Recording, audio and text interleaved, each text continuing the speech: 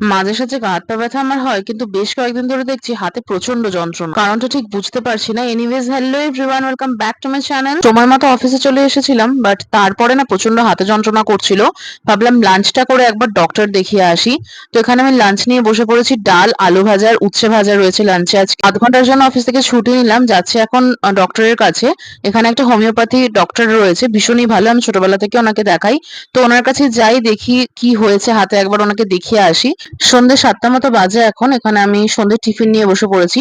এখানে রয়েছে white sauce pasta, তার সাথে অল্প একটু চিপস, আর তার সাথে রয়েছে বাউলি। তো ডক্টরের কাছে গেছিলাম দিনের বেলা। ডক্টর বলল হাতের কবজির কাছটায় ছোট্ট একটা সিস্ট মতো হয়েছে, যার জন্য হাতে এত যন্ত্রণা।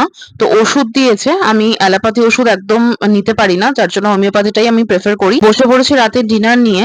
তো আজকের ভিডিওটা এইটুকুই। ভালো লাগলে লাইক করে দিও, চ্যানেলটা সাবস্ক্রাইব করে দিও। দেখা হচ্ছে আবার তোমাদের সাথে নেক্সট মিনি ব্লগে।